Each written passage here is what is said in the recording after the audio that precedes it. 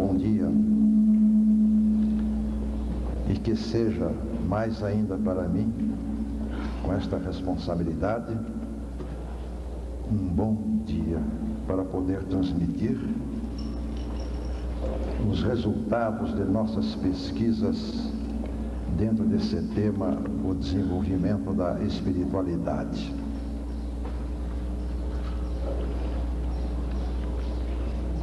Este tema é realmente estuante no movimento espírita.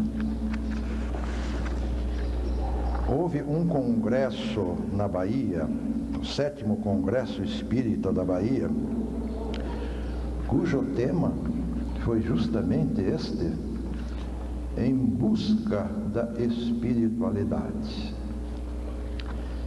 aberto até pelo nosso companheiro Divaldo. Foram 118 palestras sobre este tema, em que milhares de assistentes ávidos estavam em busca desta tão decantada espiritualidade. Procurei saber o que é espiritualidade, mesmo neste congresso da Bahia. Não consegui. E até dentro de mim, desairosamente, fizera eu algumas críticas, porque saíra de lá sem saber o que era espiritualidade. Como um congresso que busca espiritualidade não define espiritualidade?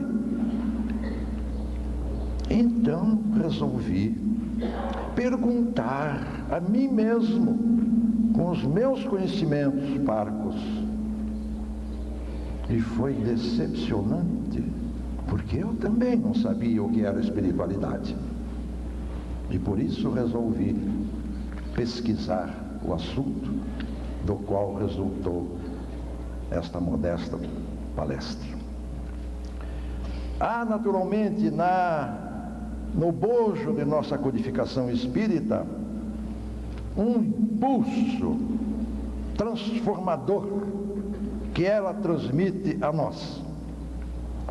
Ela é a doutrina até pertinaz, tenaz, obstinada no apelo ao desenvolvimento de nossa espiritualidade. Ela é até imprecativa,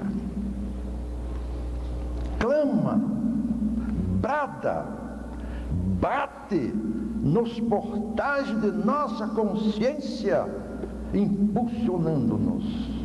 E quanto nós reagimos a esta formação da espiritualidade, que não é fácil. E fala até em progresso espiritual, em aperfeiçoamento moral. E muito popularmente nessa expressão, reforma íntima. Para que sejamos, diz Obras Póstumas, menos egoístas, porque nós todos somos um tanto egoístas em diversas proporções. Menos vaidosos. Por quê? Porque somos vaidosos. E o primeiro passo para nós reduzirmos nossas imperfeições é reconhecer que as temos e as cultuamos dentro de nós, para que sejamos menos orgulhosos, porque orgulhosos somos todos nós. E quem assim não se considera, nunca atingirá a perfeição da humildade. Para sermos menos rancorosos, porque rancorosos somos todos nós.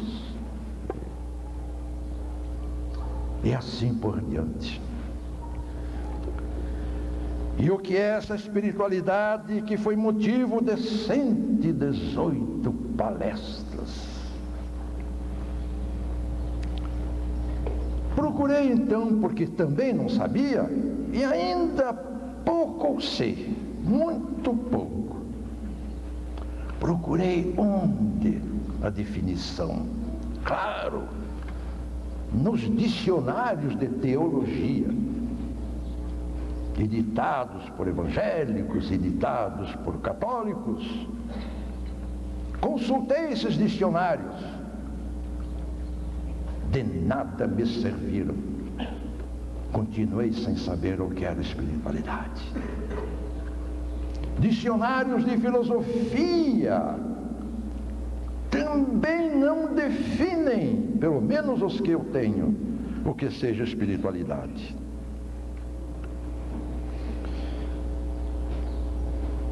Peço paciência, porque, como diz a nossa codificação, Evangelho segundo o Espiritismo, a paciência também é uma caridade. Apelo para vocês, portanto, pelas minhas deficiências, pelos maus conhecimentos que tenho ainda muito imprecisos.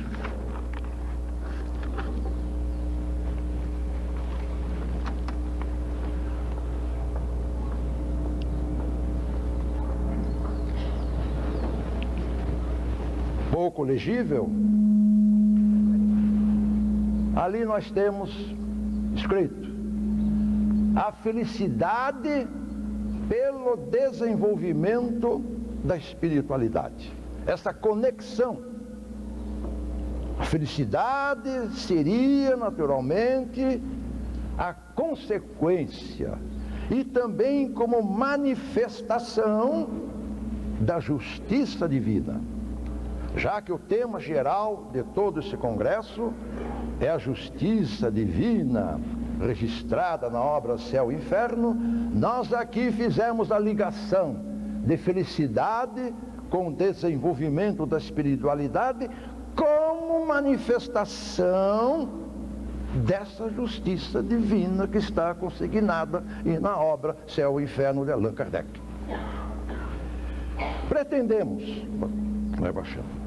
Pretendemos, primeiro, a apresentação do tema. Segundo, os dois planos da justiça divina. A transposição tão difícil da doutrina para a vida prática. Viver a doutrina, vivenciá-la na vida prática. O que é espiritualidade? O que é o seu desenvolvimento? As 7 faces da espiritualidade. Antropologia do desenvolvimento da espiritualidade. Nós vamos começar com uma análise antropológica e filosófica do espírito humano, para chegarmos então a uma pedagogia do desenvolvimento da espiritualidade, a educação como hábito do bem, o valor da vida cotidiana, do dia a dia, para esse desenvolvimento, a didática do desenvolvimento da espiritualidade, a técnica desse desenvolvimento, a origem histórica, a espiral, vamos ver o que é, desse desenvolvimento e, naturalmente, operacionalizar este desenvolvimento na escola espírita, no centro espírita e no lar, que são naturalmente os locos preferenciais onde podemos então aplicar técnicas desse desenvolvimento. E para qualquer um que não esteja, inclusive a minha pessoa, que não esteja numa escola, que não tenha mais filhos a educar, que não frequente então o centro espírita, o desenvolvimento próprio, pessoal dessa espiritualidade.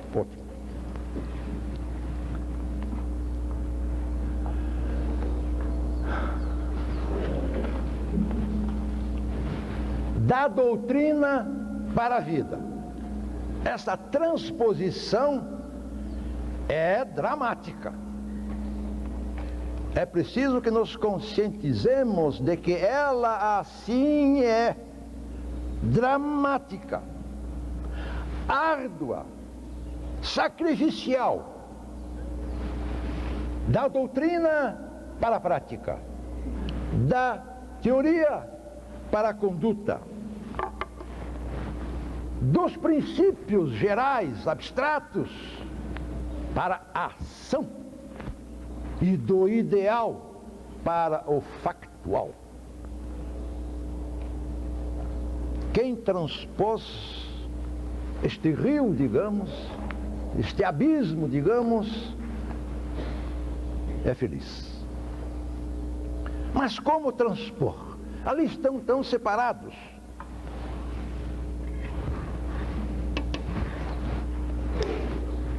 Há uma ponte de transposição. É uma ponte que nós temos que transpor, de percorrer para passar da doutrina à prática. E esta ponte será lançada hoje? Ou foi lançada ontem, anteontem, ou um mês atrás? Essa ponte existe. Há quanto tempo essa ponte foi lançada? Há 2000 anos. É o Evangelho. Ponte essa que sofreu a ação do tempo e a ação deletéria e corrosiva dos homens, e que precisou então ser restaurada e fortalecida nos seus pilares. O que aconteceu há 138 anos, em 1857. Passar então da doutrina para a vida, do estudo, que é subjetivo, à adoção dela, que é objetiva, das normas da doutrina para os atos correspondentes, da vontade, às vezes desordenada, para as vivências reais, da contemplação. Quantas vezes nós contemplamos a nossa doutrina? É linda, é maravilhosa, como um quadro de Cézanne ou de um grande pintor, e ficamos na contemplação estática da sua maravilha. Mas nenhum esforço então passar através daquela ponte da contemplação ao esforço. E isso se chama então, essa passagem do subjetivo ao objetivo da vida, se chama internalizar, incorporar os preceitos doutrinários, vivê-los na ação, e cujos guias de transposição, como já disse, o Evangelho e a própria doutrina espírita. E o que é a espiritualidade? Temos várias noções. Eu achei difícil definir espiritualidade, mas podemos comparar. Independência do espírito humano em relação ao corpo, não se deixando subordinar-se às injunções da carne, do corpo, de suas necessidades. Então a primeira noção seria a independência do espírito. E o que é o desenvolvimento então dentro dessa noção? É essa independentização, ação, portanto, do espírito. Outra ideia é a pureza do espírito. Vários textos da doutrina referem-se a essa purificação que é justamente purificação esta, a realização daquele objetivo que é a pureza do espírito. Quer dizer, ele expungir-se de todos os resquícios que ele naturalmente é embebido pelo influxo corporal do físico sobre o espírito. É uma liberdade interior.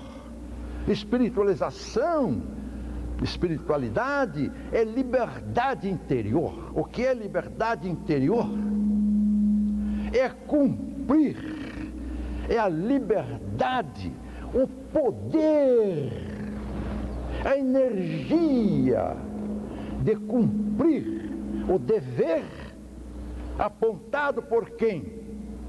Pela nossa razão. Esta liberdade interior é espiritualidade também, como o é a pureza do espírito e a sua independência. É uma hierarquia de valores. Espiritualidade é colocar os valores. O importante, o fundamental é esse desenvolvimento.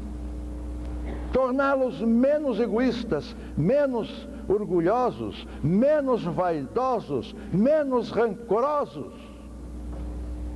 Esquecida está esta grande lição que nos traz a doutrina espírita. Que então a espiritualidade é o conjunto das perfeições.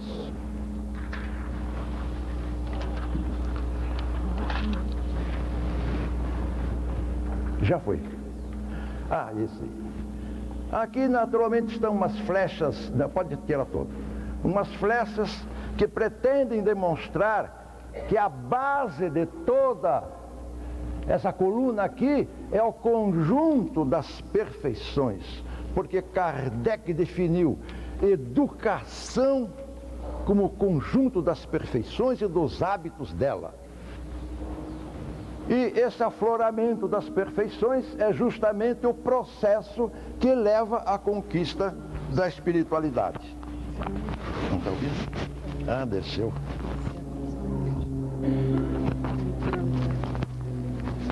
É, portanto, o desenvolvimento da espiritualidade um processo dinâmico, evolutivo e progressivo, pautado, paulatinamente, e que é conquistado durante muito tempo e durante várias encarnações.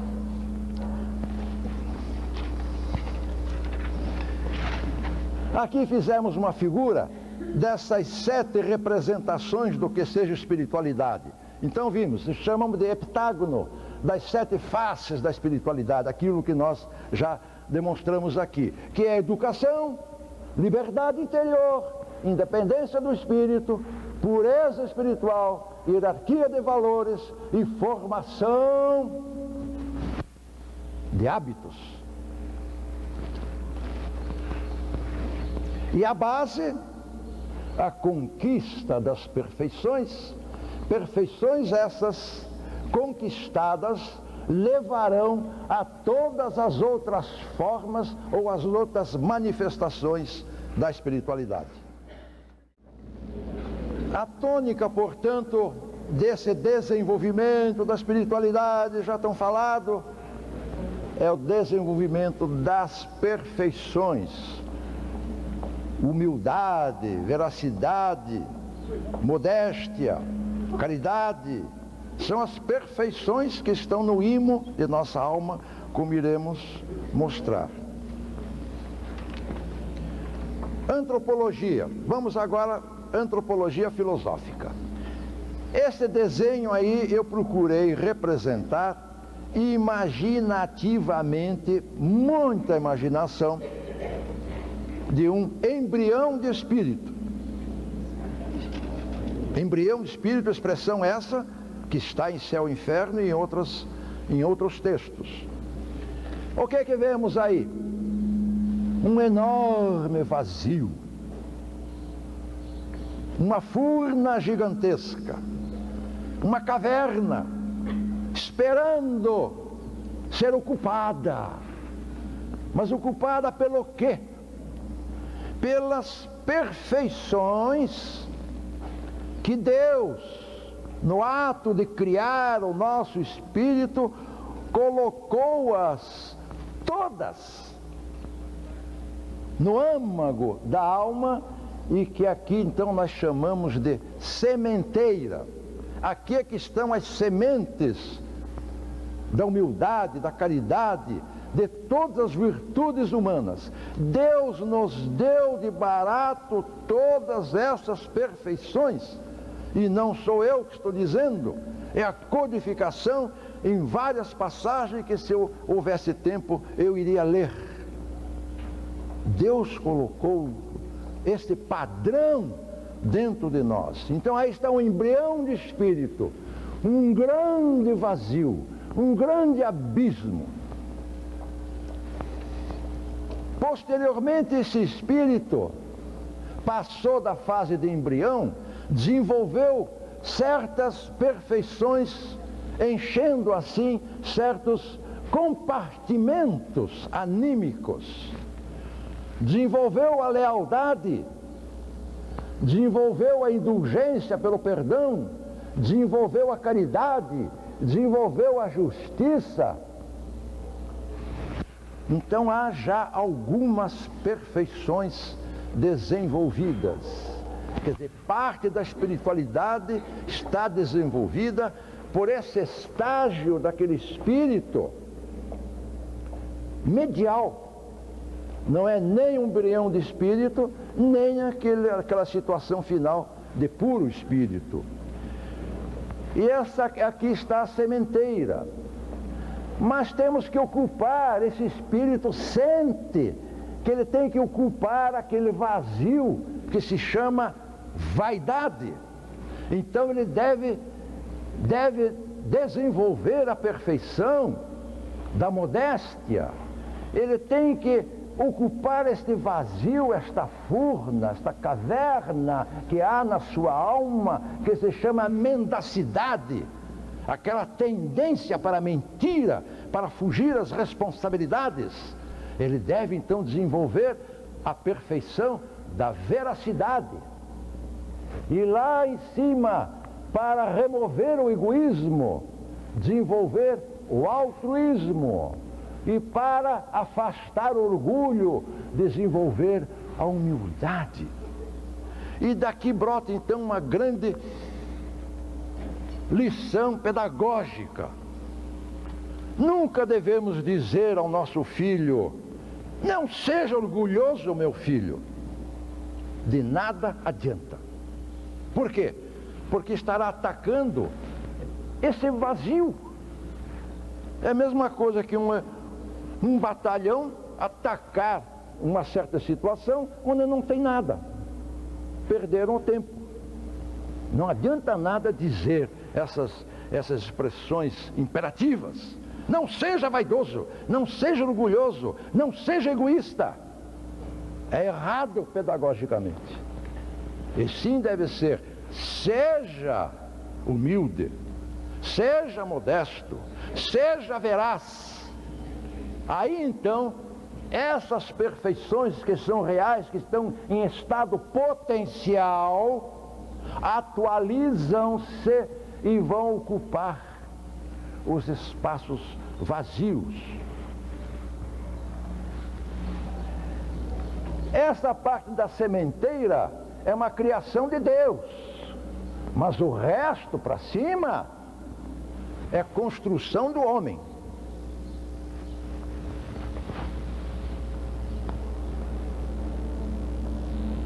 Aqui é o nível de realização, daqui para cima. E aqui o nível potencial. E até vejam bem, o que parece essa figura imaginária? Não é abacaxi.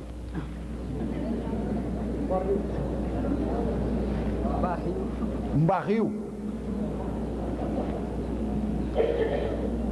Nós acabamos de sair da época de juninas, das festas juninas. É um balão. Aqui está a tocha do balão.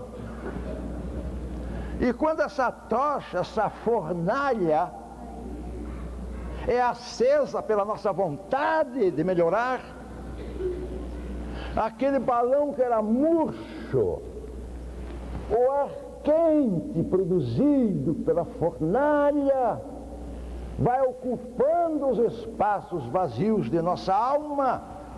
E o que acontece com o balão? Sobe. E a nossa alma progride, eleva-se no plano espiritual. E quando... Aqui são as partes da codificação, quando nos diz que o mal, aquela parte pedagógica de atacar o vazio, que nada adianta. O mal está lá em Gênesis 3:8. É a ausência do bem.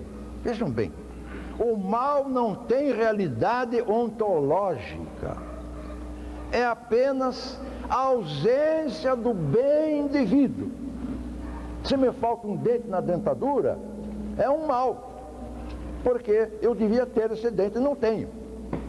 Mas se uma criança que nasce sem dente, não é um mal, porque na idade dela não é um bem devido à sua idade. Então está lá, o mal é a ausência do bem, como o frio é a ausência do calor. Onde não existe o bem, forçosamente existe o mal. Há até uma frase de um romancista brasileiro muito conhecido, mineiro, Guimarães Rosa, não é filósofo. Ele dizia: o mal está apenas guardando lugar dentro de nós enquanto não chega o bem. Fantástico. Uma namorada no cinema guarda o lugar do lado do seu namorado, e vem alguém que ocupa o lugar e ela diz: não ocupe, eu estou guardando o lugar para o meu bem.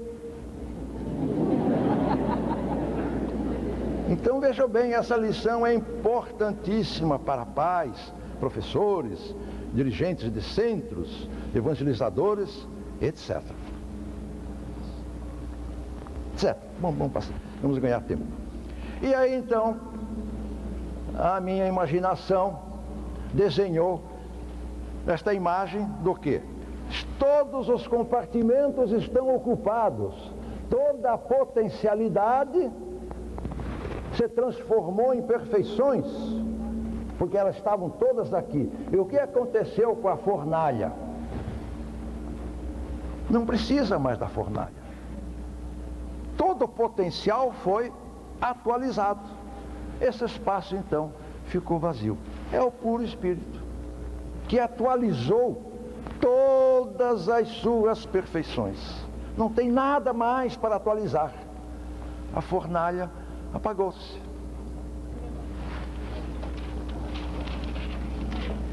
Pedagogia do desenvolvimento da espiritualidade. As coordenadas, porque a pedagogia trata do problema se é possível. A filosofia trata do problema deve-se desenvolver a espiritualidade. E aí entra a pedagogia e examina se é possível desenvolver a espiritualidade. E a didática é que vai dizer como desenvolver a espiritualidade, e depois vem a técnica, que é a que desenvolve no campo efetivo da prática. Então, psicológicas. Primeira coordenada, mais rápido. A consciência da incompletude. Todos nós nos sentimos incompletos. Isso é verdade, é apenas fazer uma introspecção, falta alguma coisa. Olha como é humilde aquela pessoa ali, e eu não sou. Olha como é modesto aquele outro. Eu não sou. Então ele se espelha nos outros e vê que aquelas perfeições devidas ao gênero humano, exemplificada pelo seu próximo, nele não se acham contidas. E daí o sentimento de incompletude. E desse sentimento de incompletude, vem então, o desconforto espiritual. É como quem deita numa cama com pouca coberta e sente o frio. Ele sente esse frio dentro de si mesmo. É uma consciência que também é progressiva. Essa incompletude, o desconforto espiritual.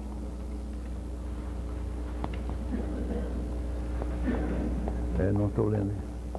Então, uma correlação de causalidade entre a primeira e a segunda coordenada. Pode baixar.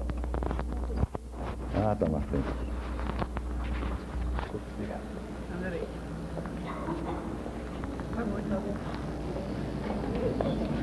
De novo? A paciência é a mãe de todas as virtudes. Sem ela, nenhuma delas pode ser desenvolvida.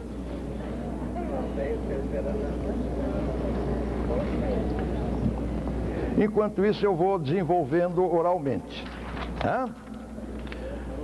Então, outra coordenada da possibilidade de desenvolver a espiritualidade é o limite de suportabilidade.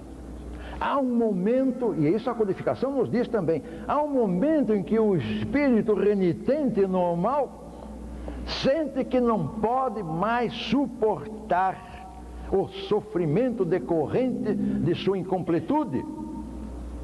E ele então inicia a grande jornada para desenvolver sua espiritualidade. E aí sente aquele impulso interior para desenvolver certas perfeições.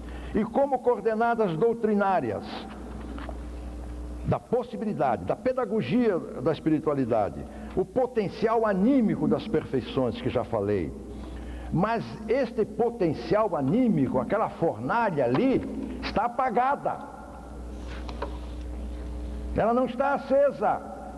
Foi ali que Deus colocou aqueles carvões, que são as nossas perfeições, e que nós, com nossa vontade, devemos assoprar e vivificá-las.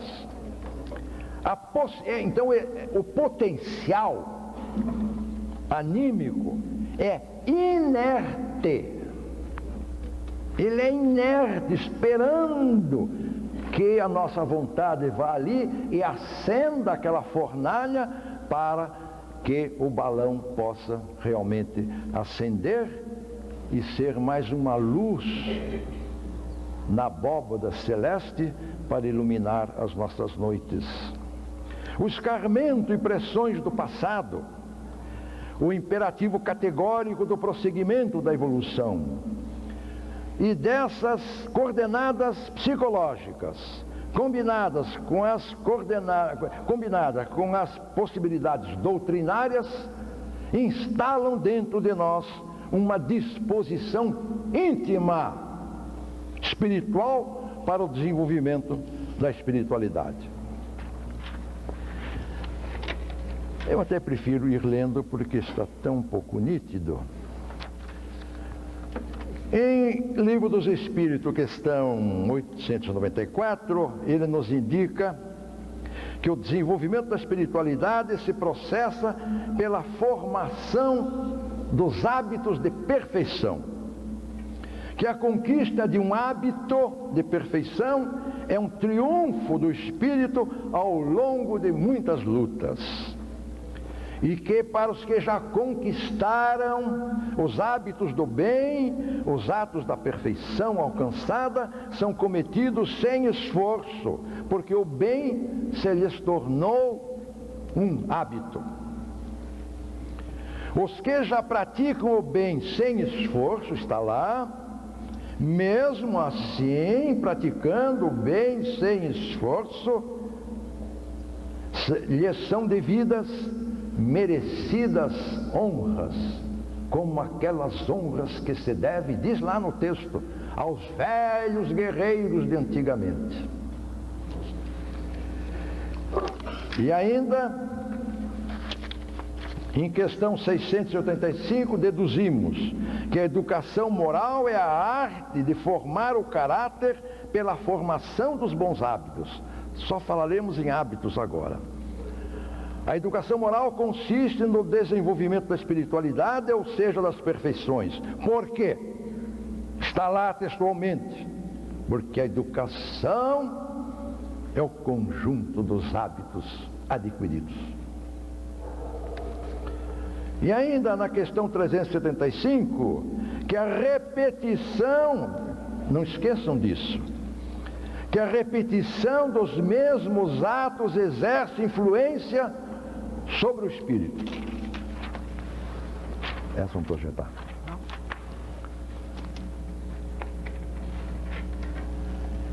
O valor da vida cotidiana para o desenvolvimento da espiritualidade. Nós às vezes relegamos a vida cotidiana a um patamar que ela não merece.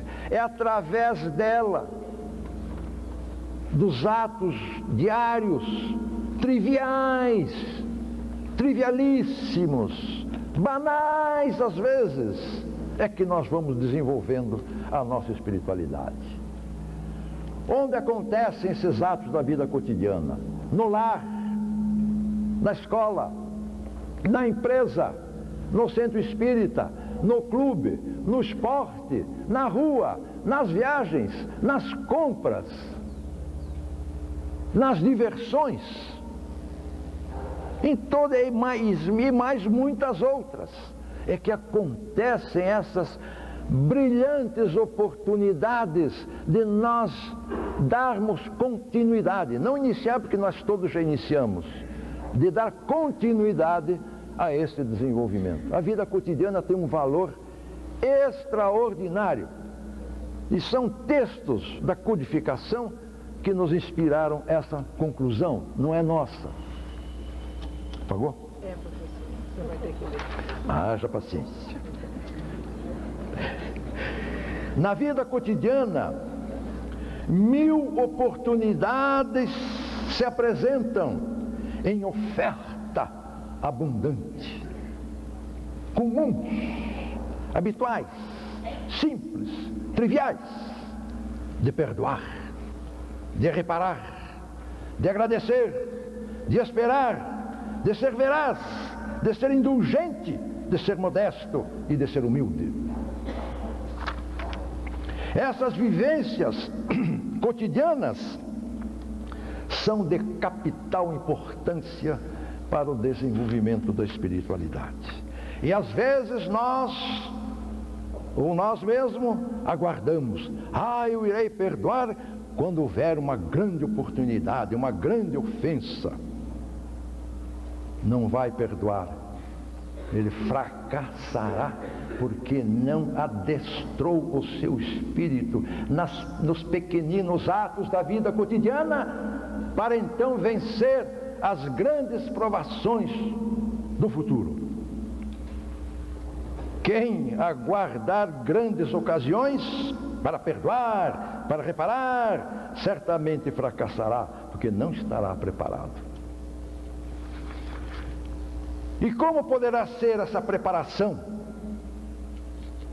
Chama-se, primeira lei, gradação dos atos triviais e comuns para os atos médios, e depois podemos então enfrentar as grandes provações das grandes ofensas graves. Outra lei é da progressão, focalizar perfeição por perfeição. Quem quiser atacar todas ao mesmo tempo, meterá os pés pelas mãos. Didática do desenvolvimento da espiritualidade. O que é didática? É o modo, como proceder. E aí então nós recorremos à filosofia clássica da Grécia, recorremos a Platão e Aristóteles. Eles já pensaram nisto. Lições que nos deram de 300 anos antes de Cristo e que nós esquecemos. Para Platão, a virtude não é ensinável, mas pode ser aprendida pela reminiscência das ideias. E daí a ideia de Platão: aprender é recordar. Recordar o quê? Aquilo que a alma antes de encarnar, porque ele era reencarnacionista, que a alma antes de reencarnar contemplou no topos noetos, que era o céu de Platão, as ideias perfeitas do bem, das perfeições, das virtudes todas. Esta alma antes de encarnar contemplou-as, e então para aplicá-las na terra bastava um processo chamado reminiscência para recordá-las. Aristóteles não se pronunciou sobre esse ensino, mas afirmou que pode ser adquirida pelo hábito. O hábito é adquirido como? Pela repetição. E Kardec falou nisso.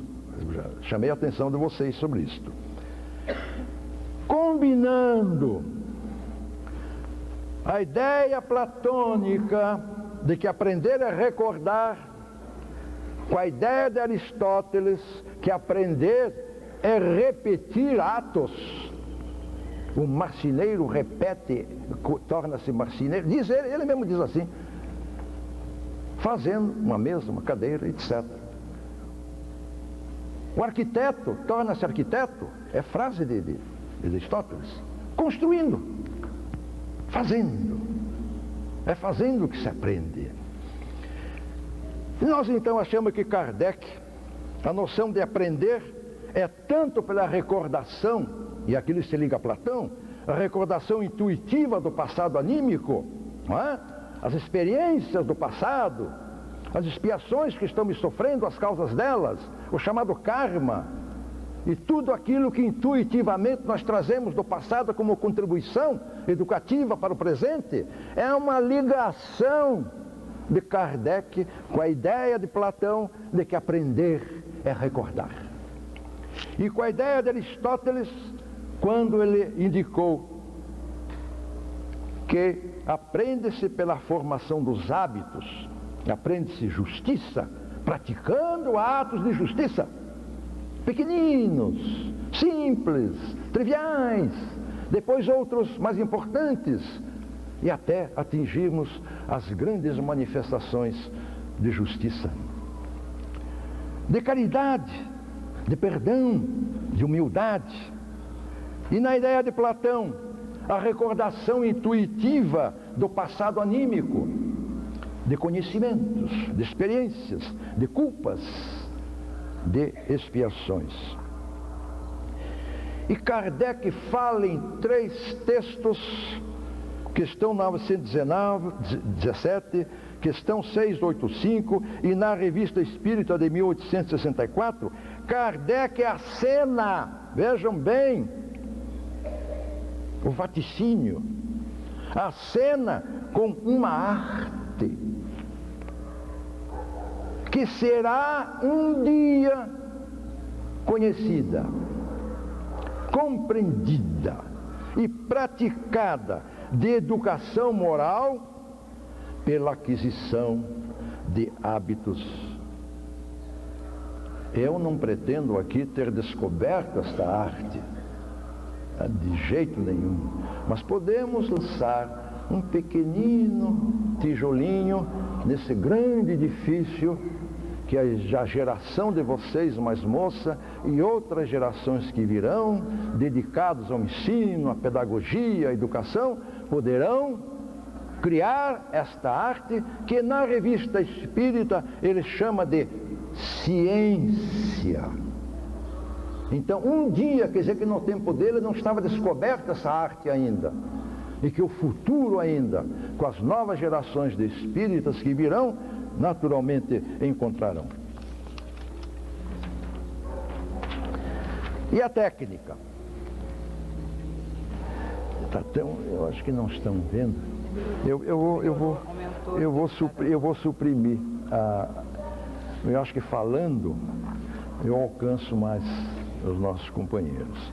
E a técnica? Então já vimos a filosofia antropológica do desenvolvimento da espiritualidade, vimos a pedagogia, vimos a didática, agora a técnica. A técnica o que é? A técnica o que é? É fazendo.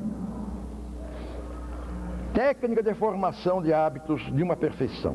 Então, origem histórica, a teoria de Aristóteles. Virtudes são hábitos adquiridos pela repetição suficiente e constante de atos voluntários e árduos da virtude almejada. Por isso é que a palavra virtude quer dizer espiritualidade, não é? Reforma íntima, são todas expressões sinônimas.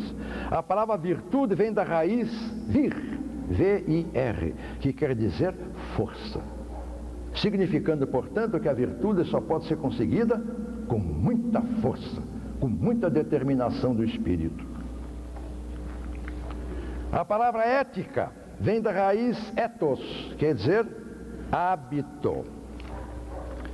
Mas Aristóteles incidiu, parece-me, pretensão minha, que Aristóteles incidiu num círculo vicioso. Talvez não tenhamos compreendido bem a sua ideia. Esse aí.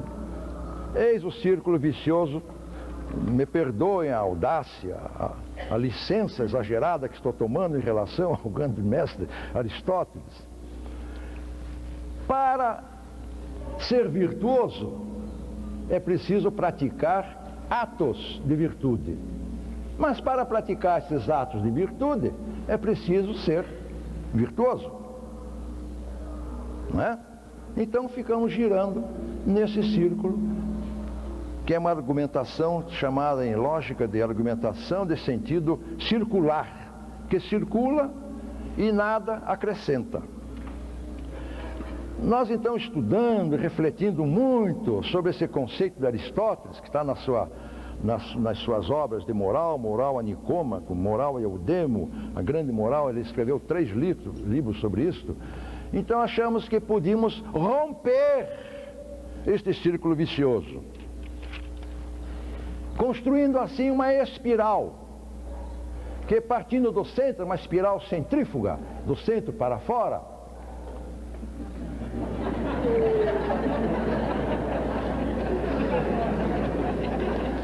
se eu perder a paciência, fica tudo no chão.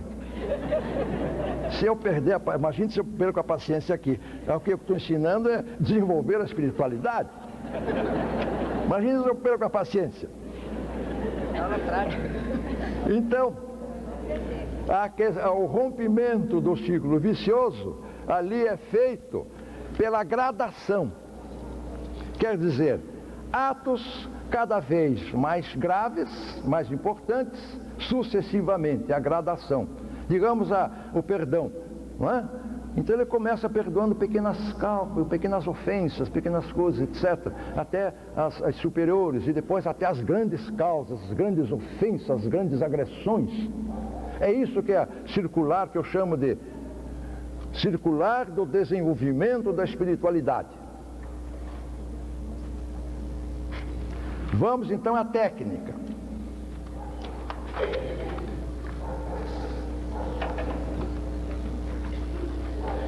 Técnica, não estranhem essa ideia de técnica. Imagine técnica da espiritualidade. Isso não é texto, não é mecânico, não é? Não é matemática, não é física, química, hidráulica, técnica. No entanto, no Sermão da Montanha tem uma técnica. Bendizei os que vos caluniam, Ao que te ferir numa face, oferece-lhe também a outra. Não julgueis e não sereis julgados. Dai e ser-vos-á dado. Eis a técnica. Só que Jesus não usava esses termos horrorosos que os temos hoje, né? Ele permanecia sempre num plano totalmente espiritual. A oração de São Francisco é uma técnica. Portanto, podemos falar em técnica. Nós temos aqui na transparência, que não pode ser transmitida, as formas ocasionais. Nós estamos tentando desenvolver, dando uma técnica para a perfeição da justiça. Então tem uma coluna que são as formas ocasionais, virtuais de injustiças que nós sofremos todo dia. As formas de consumação dessa injustiça. E na terceira coluna, as formas de reparação. Então, por exemplo, situações de primeiro grau, porque a primeira lei dessa técnica é a gradação. Então, pequenas injustiças que nós cometemos. Todo dia e quase toda hora. Não estranhem. Lançar um pedaço de papel no chão. É uma injustiça. E não apanhar esse papel jogado é a continuação dessa injustiça. Por que é injustiça? Porque aquilo que me cabe o dever primeiro de não jogar aquele papel, e depois, se foi lançado inadvertidamente, de apanhá-lo e jogá-lo no recipiente adequado, aquilo que cabia a mim fazer e não fiz, não cumpri o meu dever, eu estou transferindo esta responsabilidade para outra pessoa, que então vê aquele papel e apanha. Ou o gari da rua, que varre então aquele papel e todas essas imundas dejeções que nós jogamos em toda parte, na rua, nos pátios das escolas, dentro de casa, nos ônibus, nos pontos de ônibus. Quanta injustiçazinha no chão. E se nós não nos acostumarmos a reparar essas pequenas injustiças cometidas por nós, nós vamos criando dentro de nós uma disposição crescente para cometer injustiças gritantes. Em casa, abrir uma gaveta e deixá-la aberta. Aí uma pessoa passa e leva uma batida. Que injustiça! Cabia a ele abrir o serviço da gaveta, retirar do objeto e fechá-la. Não faz. Injustiça. Outro terá que fazer.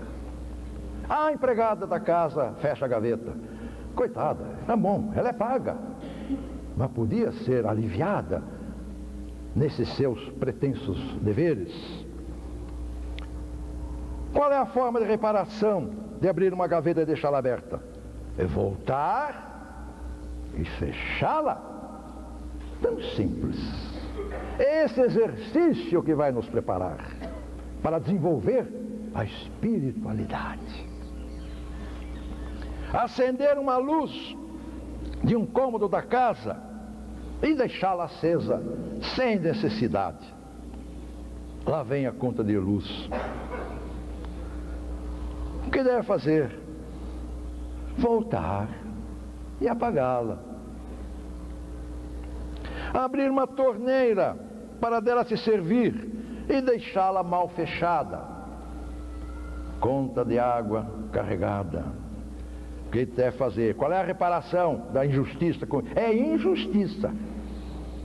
cometida é fechar a torneira depois de servir-se dela. Poluir o lugar da mesa de refeição. Podem reparar como fica a mesa de refeição. Cheia de casca de pão, de resíduos, disso, daquilo, de palitos usados, disso. É uma injustiça que alguém vai ter que limpar aquilo. O outro que não cometeu, não é uma injustiça? Aquilo que cabe a mim fazer, transferir para outro, que não é o culpado daquilo, é uma injustiça. Mas é uma grande oportunidade, multiplicada tantas vezes, em cada dia, para nós desenvolvermos a nossa espiritualidade. Retirar um objeto do seu lugar, serviço do objeto e não repô-lo. Reparação. Recolocar aquele objeto no lugar de costume. Ora, uma mãe em casa, quanta coisa não pode ensinar ao seu filho, que ele pensa que é apenas um ato trivial, que é uma exigência descabida, que é uma impertinência da mãe, que é uma intolerância. Esta mãe está fazendo com que este filho amanhã repare as grandes injustiças que ele corre o risco de praticar no futuro. Abrir uma porta para passar, deixá-la aberta. O que fazer? Qual é a reparação? É voltar e fechar a porta. A reparação está lá em céu e inferno, é a lei de reabilitação moral dos espíritos. E ficamos nós aguardando grandes reparações. Quando elas chegarem, fracassaremos. Obter nota baixa nos estudos e continuar nessa injustiça, mantendo-se indiferente ao mau resultado. Reparar o mau resultado com estudo extra é a reparação. Essas são as de primeiro grau. Vamos ver de segundo grau. Não, deixa. Aqui eu vou mais rápido. Situações de segundo grau. Quando nós dominarmos as situações de primeiro grau, faltam 10 minutos. De primeiro grau, podemos passar para as de segundo. Danificar algum objeto alheio. Não reparar. Qual é a reparação? Indenizar o dono. Tornar emprestado algum bem. Não devolve. O que deve fazer para reparar? Devolver o que tomou emprestado. São coisas tão simples. Causar prejuízo a alguém. Só negar a reparação do prejuízo. Ora, o que deve fazer? Procurar o prejudicado e indenizá-lo. Cometer qualquer ato injusto. Não reparar. Se então reparar o ato injusto, desobedecer a quem se deve subordinação, em casa aos pais, na escola ao diretor, aos professores, na empresa ao chefe, manter a desobediência. Qual é a reparação? Submeter-se a quem se deve subordinação. Situações de terceiro grau, aí dominadas essas de segundo grau, pode então essa pessoa passar as de terceiro grau. Essas são difíceis. Esse é o governo. É o quê? O governo. É do governo? O governo do país. Mas o governo é constituído de homens injustos, muitas vezes. Sempre são, não é o governo abstrato, são os homens que ocupam o governo. Mentir para fugir à responsabilidade. Horrível. Injustiça. Manter a mentira. Reparação, restabelecer a verdade. Ofensa grave a outra pessoa. Omitir-se do dever de desculpar-se. Pedir desculpas. Tomar para si objeto alheio, para não dizer outra coisa. Manter a posse ilegítima do objeto. Não, devolver o objeto ao seu dono. Injuriar ou caluniar. Furtar-se a reparar a injustiça. Penitenciar-se publicamente, porque toda calúnia é pública. Agredir fisicamente a outrem e permanecer indiferente à culpa, mas reparar todos os danos físicos e morais cometidos contra o próximo. Essas são difíceis, mas serão fáceis se as de primeiro grau e de segundo grau já tiverem sido, naturalmente, estiverem em controle. E para o desenvolvimento da perfeição do perdão. Quem não perdoa é aquele que se vinga. E aqui entra a vingança. Vocês sabem que dar o gelo noutra pessoa é vingança? A pessoa sofre uma desatenção em casa, no lar, na repartição, na rua, onde for, e dá então o gelo, frio. É vingança. Não perdoa. A nossa vida cotidiana, em todas as partes, em todas as situações, observei por mim mesmo, é cheia de vingancinhas. Podem reparar, aquilo que a gente pensa que não é, é pela ausência da perfeição, da indulgência, que nos indica que devemos perdoar.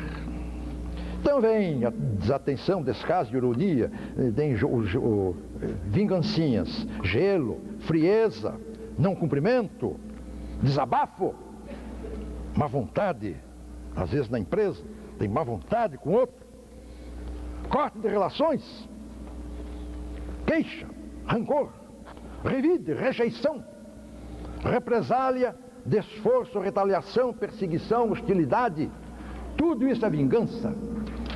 A ausência da perfeição, do perdão. E se ele assim não perdoa, é porque ele não foi exercitado nas situações de primeiro e segundo grau.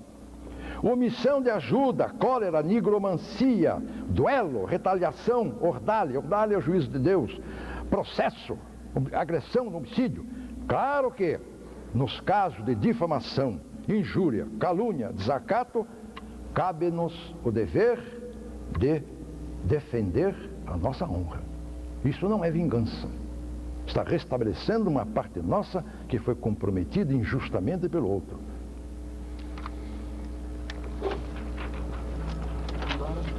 O encerramento. Então deve haver uma ligação entre espiritualidade e felicidade. Naturalmente. O que é a felicidade? Nós sabem, vocês todos, que não é ter alguma coisa, ter força, beleza, poder, dinheiro. É ser, todo mundo sabe disso. É o gozo, é o deleite, é a fruição das virtudes conquistadas, da espiritualidade desenvolvida. Aquela situação quase que beatífica que as perfeições lhe dão. E na materialidade, a consequência é a infelicidade. E quem faz a ligação, que lei humana, divina, social, que seja, é que determina que a felicidade seja uma consequência da espiritualidade. É a justiça divina. A justiça divina liga a espiritualidade à felicidade, como liga também a materialidade à infelicidade.